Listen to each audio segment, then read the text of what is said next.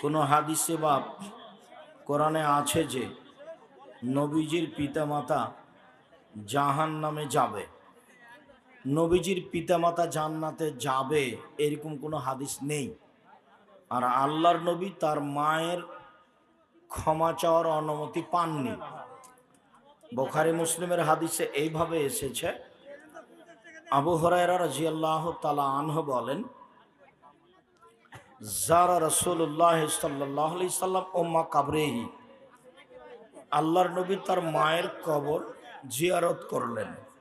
ফাবাকা, তিনি কাঁদলেন। ওয়াবকা মান হাওলাহু, এবং আশেপাশে যারা ছিল তাদেরকে কাঁদালেন। এরপরে তিনি বলছেন, ইস্তাজান্ত রব্বি, আমি আমার প্রতিপালকের কাছে অনুমতি চাইলাম। আন আস্তাক ফেরালে উম্মি, আমি আমার মায়ের জন্য ক্ষমা চাইব। ফালাম ইউজানলি, আমাকে অনুমতি দেওয়া হলো না।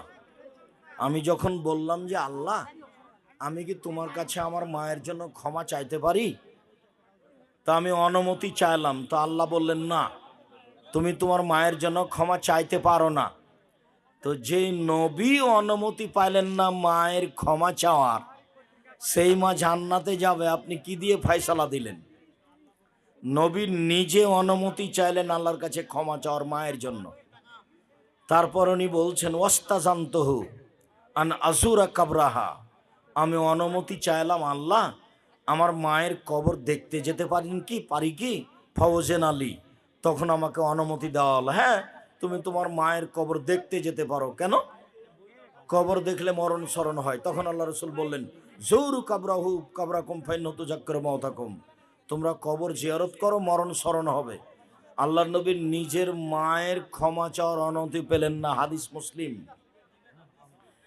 আমি জানি তুমি কেন জিজ্ঞাসা করেছ।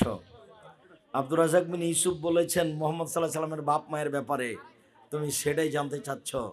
আর যেসব হুজুর তোমার পক্ষে আমার বিরুদ্ধে লেগেছে, সে কি এই হাদিস শোনাতে পারবে? তুমি এই হাদিসে যে এখন নোটে আসছে, এটা তোমার তোর হুজুরের সামনে তুলে ধরে বলিও, হুজুর এই হাদিসের অনুবাদ করেন তো। হাদিস মেসকাতে আছে, হাদিস মুসলিম। তোমার হুজুরের মুখস্থ নাই, কোনোদিন দেখেও না, কিসসা কাহিনীর উপরে চলে আর মানুষের বদনাম করে। এই ছেলে, আবার শোনো,